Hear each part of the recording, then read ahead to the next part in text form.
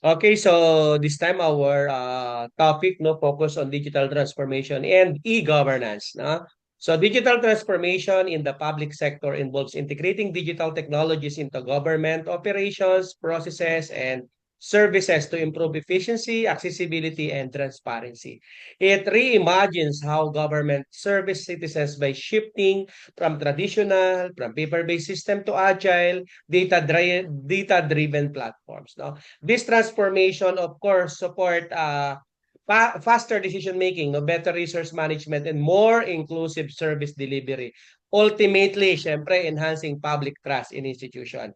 E-governance is a key no, component of digital transformation, focusing on how information and communication technology are used to improve the governance processes. No, it includes online service delivery, digital service engagement, and automated administrative functions. So through e-governance, I believe no, our governments can simply processes like business registration, tax payments, and public procurement, making this more accessible and less prone to corruption.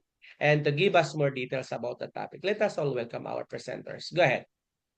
Yes, well, good morning, everyone. I'm Celestine Lim, and I will be presenting with Ms. Churibel Ofod on the topic of digital transformation and e-governance. What is digital transformation? Transformation refers to the integration of digital technologies into all aspects of organizational operations. E-governance, on the other hand, is the use of information and communication technologies to improve service delivery, streamline government procedures, and enhance citizen participation. Collectively, these ideas mark a significant shift toward a more effective, open, and citizen-centered approach to government. The following are the advantages, challenges, and possible solutions for e-governance. Improve efficiency and effectiveness. For example po sa amin sa VMC laboratory, before po the application of laboratory information system, so puro papers and files, pagka po may naghahanap ng mga result or may kailangan po tayong data na i-retrieve, it will take several hours, even days po if matagal na yung data na hinahanap. With LIS, we can check and access previous laboratory data within just minutes. So next po is promote transparency, accountability, and accessibility. How? Government can boost transparency by leveraging digital technologies such as social media, online portals, and open data platforms to make information more accessible and understandable to citizens, thereby enabling citizens to participate in decision-making by providing feedbacks on public policies and hold government accountable for their actions. Challenges includes digital divide, cybersecurity risk, and data privacy concerns. Digital divide describes the disparity between those who have access to modern information and communication technologies, such as the internet, and those who do not.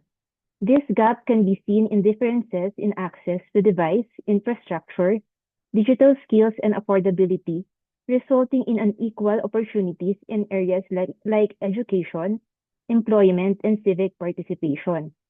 Possible solutions for this includes digital literacy and increased digital infrastructure. Cybersecurity risk refers to the potential loss or harm an organization may face due to cyber attack, data breach, or technology-related vulnerabilities, impacting its technical infrastructure, operation, or reputation. Examples includes malware. Malware is a broad category. It encompasses various malicious programs like viruses, worms, trojans that can infiltrate systems, steal data, or cause disruption. Another example is ransomware, a type of malware that encrypts a victim's data and demands a ransom for description keys. Then there's also phishing, a social engineering attack that uses deceptive emails or messages to trick users into revealing sensitive information like passwords or credit card details. Then we also have DOS, or the denial of service attacks. These attacks overwhelm systems or networks with traffic, making them unavailable to legitimate users. Then you have data breaches. This is the unauthorized access to and disclosure of sensitive data. So these concerns can be addressed by strengthening cybersecurity measures by focusing on one, proactive security practices. This includes using strong passwords, regular updates, security awareness training, and incident response planning. Second, implement security controls like firewalls, intrusion detection systems, and controls. Then lastly, the need to conduct regular security assessments to identify and address vulnerabilities. As for data privacy concerns, as governments collect and analyze growing amounts of data to support decision making and delivering personalized services, concerns about sensitive information security and privacy arise. To address this issue, government must establish robust data protection frameworks, stringent cybersecurity protocols, and ensure compliance with relevant privacy laws. E-government and digital transformation are transforming public administration, enabling governments to drive innovation, economic growth, and social development through increased efficiency, transparency, and citizen engagement. However, addressing challenges like cybersecurity, data privacy, and digital divide is crucial to realizing the full potential of digital transformation and ensuring inclusive, responsible, and citizen-centric governance. With this consideration in mind, let's explore advanced e-governance strategies that our government can adopt to stay abreast of rapidly evolving digital landscape globally. Governments are increasingly focusing on design digital services that caters to citizen needs and preferences, aiming to deliver seamless and intuitive experiences across multiple channels. By ensuring accessibility for diverse backgrounds and abilities, this approach enhances citizen satisfaction and promotes inclusivity. Data-driven governance is a key aspect on digital transformation. This is where government use data analytics to understand citizen needs and behaviors. However, this approach raises concerns about data security, privacy, and ethics, highlighting the need for robust governance and regulatory frameworks to protect sensitive information. Open governance principles and transparency initiatives, such as participatory decision-making platforms and open data portals, aims to foster citizen engagement and accountability. By making government data more accessible and understandable, this effort seeks to boost public trust in institutions and encourage greater civic participation. Digital transformation is reshaping government agencies' internal operations, leveraging automation to streamline processes, optimize resources, and reduce inefficiencies. However, concerns about job displacement and the need for workforce upskilling and reskilling pose significant challenges. So for this, we have already discussed from the previous slides, the digital divide. So the problem here is the unequal access to digital infrastructure, and the solution that we came up with by digital literacy and infrastructure development. Then for cybersecurity risk, the problem here is keeping sensitive data safe from cyber attacks. Then for our solution, we need to enhance strong security protocols, encryption technologies, and cybersecurity policies. As for AI-driven decision-making systems, especially in areas like social services, healthcare, and law enforcement, risk continuing existing biases and injustices. To mitigate these algorithmic systems require close scrutiny, transparent design and implementation, as well as measures to minimize bias and ensure accountability and fairness. The rapid pace of technological change poses challenges for regulatory frameworks and policy adaptation. Governments must regularly update laws and regulations to address emerging ethical and legal issues, including data privacy, intellectual property rights, and responsible use of artificial intelligence. Digital sovereignty is the nation's or organization's capacity to govern its own digital landscape, encompassing control over its data, technology, infrastructure, and digital products. The problem here is there's not enough technical skills within the department. Therefore, there is a need to outsource talent. To safeguard national interests, government must strike a balance between leveraging external expertise and maintaining control over critical operations. The complexity and interoperability of e-governance systems pose integration and compatibility challenges across government departments and agencies.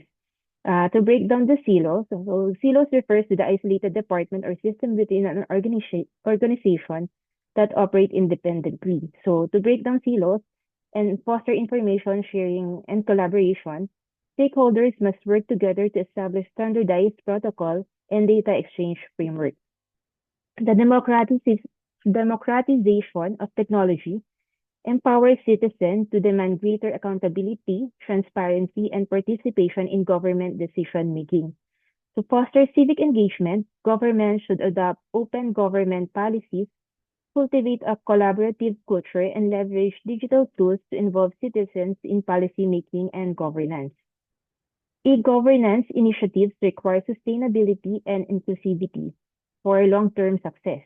Government must consider the environmental impact of digital technologies, promote eco-friendly practices, and ensure marginalized groups such as the elderly and disabled are not left behind in the digital transformation. So in conclusion po, harnessing the transformative power of e-governance and digital transformation can revolutionize public administration, elevate service standards, and foster greater citizen engagement. But only by thoughtful addressing the challenges that lie ahead can we build a more resilient, responsive, and citizen-centered government for all. So thank you po. That's the end of my report. I will now transfer you to Ms. Offord for the succeeding topic.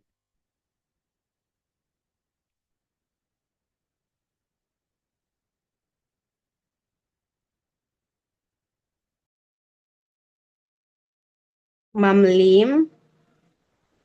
Next slide po, please. Okay.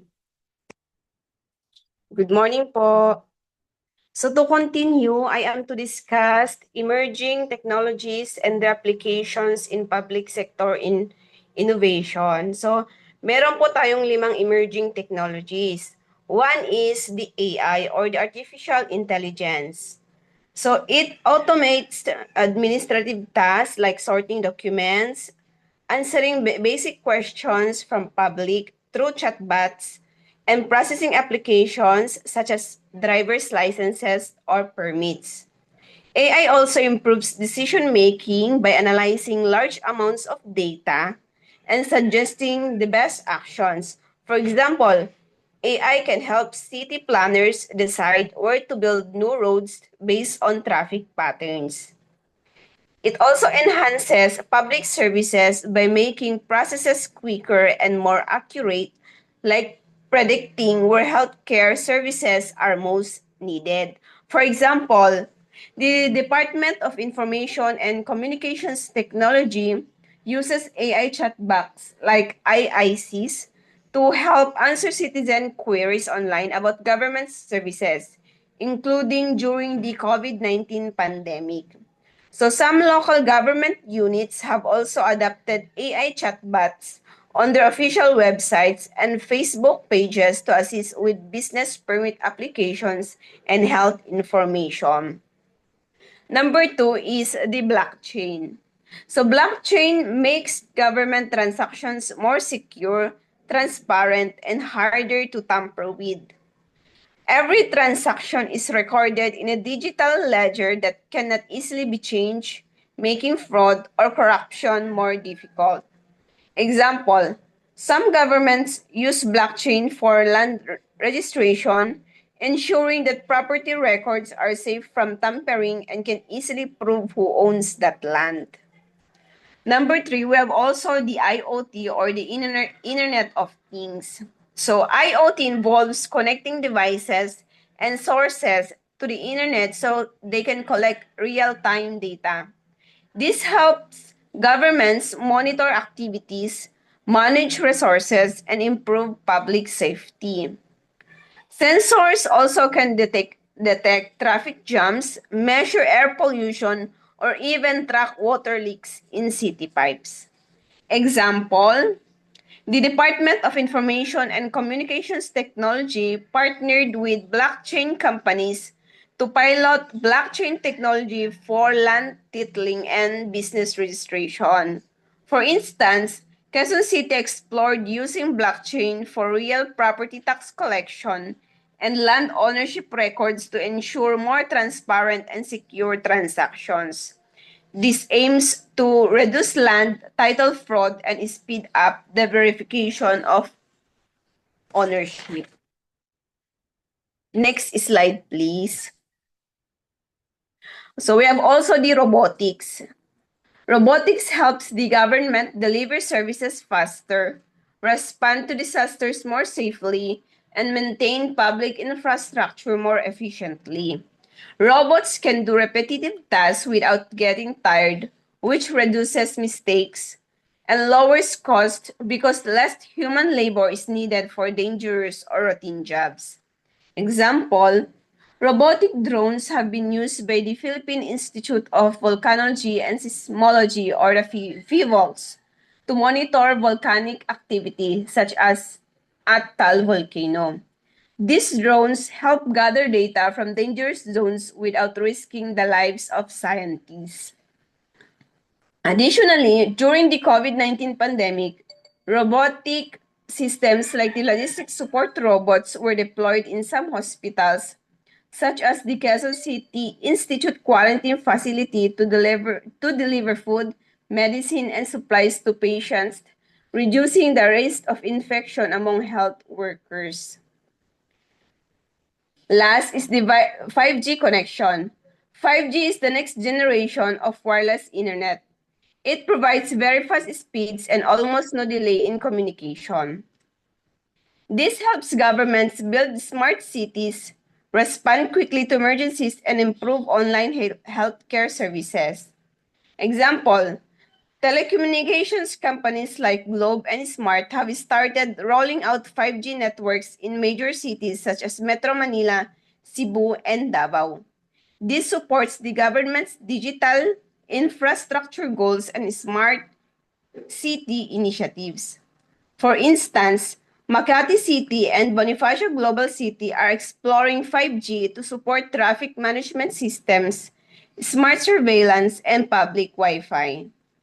In healthcare, the Medical City and other hospitals have started testing 5G-powered telemedicine services, allowing doctors to conduct remote consultations with clearer video and faster diagnostics. Next slide, please. So we have the smart city. So what is smart city? It says here an urban area that uses digital technology to collect data and to operate or provide services. So titignan natin yung benefits niya. So smart cities offer many benefits by using technology to improve daily life. They help reduce environmental impact by cutting pollution and promoting cleaner energy. Energy and water management become more efficient through smart systems that monitor usage and detect problems early, saving resources and money.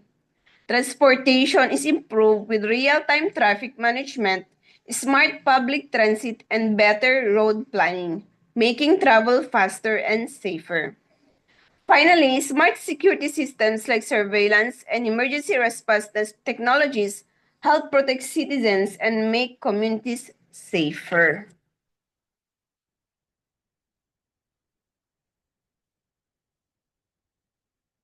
So smart cities have faced challenges also, such as the high cost of building and upgrading infrastructure, which can be a major barrier for many communities.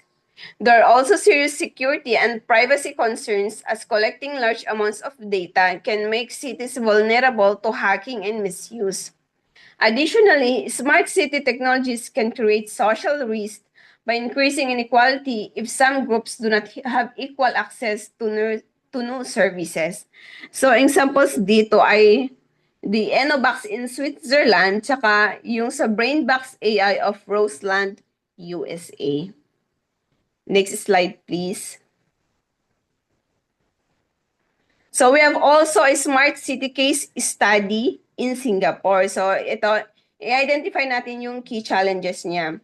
Singapore faces land scarcity. It's a small country with limited space, high population density, and climate vulnerability and extreme weather due to climate change. So ito yung design, approach, and solutions.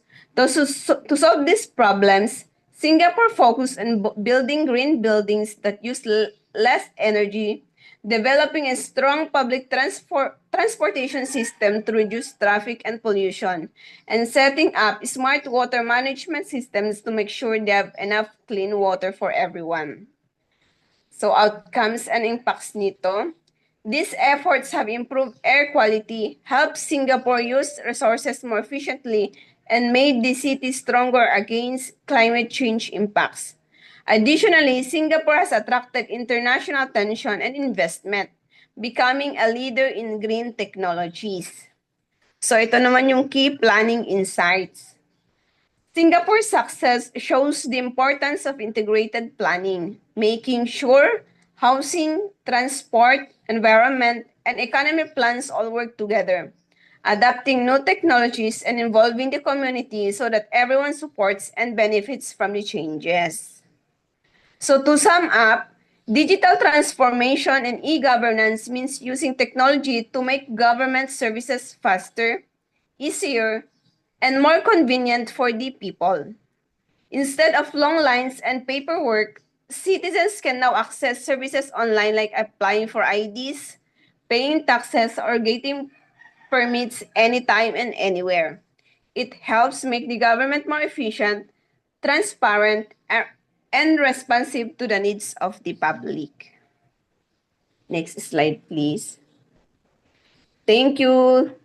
That's all for our presentation. Thank you po, Doc. Okay, emerging technologies such as artificial intelligence, blockchain and cloud computing, and big data analytics are powering next generation public services. Let's say, for example, AI chatbots are streaming citizen inquiries while blockchain ensures secure and transparent land records. These tools are helping government predict trends, allowing resources more effectively and respond quickly to public needs. As such, they play an important role in enhancing both efficiency and accountability in governance. In the Philippines, digital transformation and e-governance have gained momentum through initiatives like the DICT's e-government master plan, the National Broadband Plan, and the Philippine Identification System, or PhilSys. And this project aims to improve digital access, unify databases, and offer integrative public services. However, syempre, challenges such as digital divide, cybersecurity threats, and bureaucratic resistance must be addressed to sustain the progress. So digital transformation and e-governance are not just about technology. They are about rethinking government culture and operation to become more citizen-centric. For public administration professionals and students, embracing this shift means fostering digital literacy, promoting innovation, and upholding ethical data use. So through leading this initiative, our government can create more responsive, syempre transparent, and resilient public institution for the digital age. Okay, so thank you so much.